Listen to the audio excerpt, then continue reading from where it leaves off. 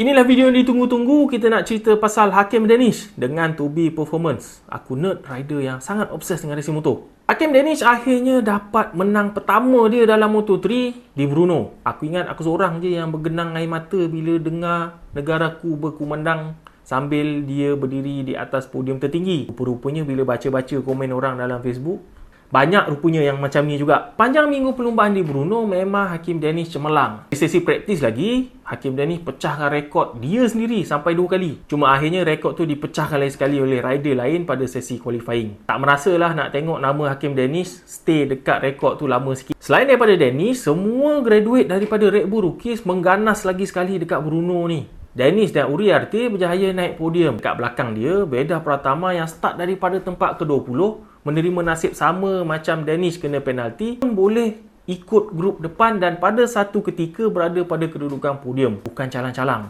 Sama macam Hakim Danish juga. Dan sebelum terjatuh, di belakang Danish ada O'Gorman yang juga menaiki Honda sama macam Beda, pun mempunyai pace yang lebih kurang sama macam leading group. Dahsyat rookie-rookie ni semua mengganggu gugat rider-rider Moto3 yang sedia ada. Danish start daripada tempat ke-14, dikenakan penalti sebab awak terlalu slow masa sesi qualifying. Tapi itu nampaknya macam tak jadi masalah. Menjelang lap kedua, dia dah berada pada leading group. Dekat leading group, dia sentiasa berada pada eco group. Pasti betul ke tidak, aku cuma teka je. Tapi nampak macam Hakim Danish cuba bertenang dan atur strategi. Follow aja group leading ni sampailah 5 lap terakhir nak attack. Ketika dia buat attack, pada lap terakhir ngam-ngam pula Quiles buat mistake dan bagi laluan kepada Danish untuk melintas finish line pada kedudukan pertama.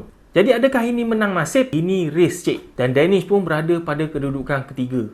Dan kalaulah Quiles tak buat silap pun, pace Hakim Danish yang strong sepanjang minggu ni sangatlah tak mustahil kalau dia boleh overtake juga dua-dua rider dekat depan dia. Setelah dapat P1 di Brno ni, benchmark Motorsports Malaysia sekarang ni dah naik satu takuk lagi. Ini ialah kali pertama rider Malaysia menang kedudukan pertama dalam keadaan kering. Ini ialah evolusi yang normal untuk mana-mana situasi dalam motorsports pun untuk mempunyai benchmark yang sentiasa menaik. Korang perasan tak macam mana reaction Quiles bila berada pada kedudukan podium ketiga hari tu? Tak adalah nampak happy sangat.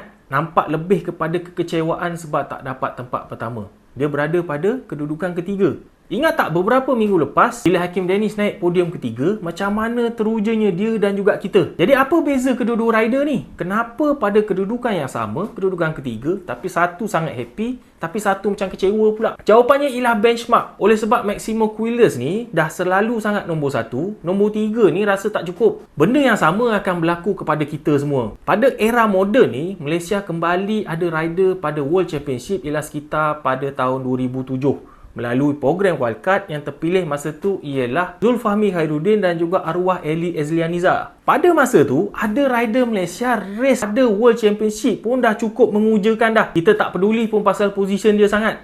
Dia race tu pun dah cukup baik. Kemudiannya Fahmi dapat race full season pada kelas 125 GP. Pun sama, dah cukup mengujakan dah masa tu. Dah cukup seronok dah. Wildcard tapi kita dah tak rasa hebat sangat. Benchmark dia dah naik masa tu. Kemudian ada beberapa rider lagi yang pun dapat race full season. Contohnya macam Hafiz Azmi dan beberapa rider lain lagi. Tapi masa ni keterujaan dia dah tak berapa sangat dah. Dah tak sama macam mula-mula Zulfahmi dapat masuk full season. Sebab benda tu dah biasa dan benchmark tu dah naik lagi. Kemudian benchmark tu naik lagi bila Zulfahmi kerap dapat duduk dalam top 10. Masa ni top 10 pun kita dah teruja dan gembira. Sekali lagi keterujaan tu spark balik. Sebab ini first time. Bila dekat Sepang, Fahmi dapat kedudukan kedua dan Hafiz Syahrin dapat kedudukan ketiga dalam motor tu, keterujaan tu dah naik lagi. Masa ni top 10 je dah tak cukup dah. Kita sentiasa nakkan diorang dapat podium. Contohnya Damok kemudiannya, bila performance dia tak berapa baik dan tak dapat kedudukan-kedudukan yang tinggi, dah banyak kena kecam dah. Padahal sebelum tu, kalau kita flashback pendek sikit tadi kita cerita, masuk dalam full season tu pun kita dah cukup teruja. Tapi masa ni dah rasa tak cukup sebab benchmark tu dah tinggi. Bila Khairul Idham Pawi menang 2 kali dalam World Championship dalam keadaan basah dalam Moto3, sekali lagi benchmark tu naik lagi. Berada di luar kedudukan podium dah tak teruja macam dulu lagi. Adam Noruddin ada bersama Kip pada tahun-tahun karier dia dalam World Championship. Tapi podium selepas tu tak berkunjung tiba dalam kelas Moto3. Bila Hafiz Syahrin dapat naik MotoGP, sekali lagi benchmark dia naik. Masuk MotoGP kot. Masuk MotoGP tu aja kita dah seronok dah. Betah lagi bila Hafiz Syahrin sentiasa dapat kutip points sepanjang dengan Yamaha. Jadi aku cerita semua ni ialah untuk ingatkan kita supaya bersyukur. Sebab selepas-selepas ni untuk sekadar top 5 untuk Hakim Danish akan mula dirasakan tak cukup oleh peminat-peminat daripada Malaysia. Sekurang-kurangnya kena podium baru semua puas hati dan tak kecam. Itu pun kalau berlaku dengan lebih kerap lagi, kedudukan ketiga tu pun akan jadi tak cukup. Sama macam kes Quilers tadi. Jadi kalaulah kejadian tu berlaku dan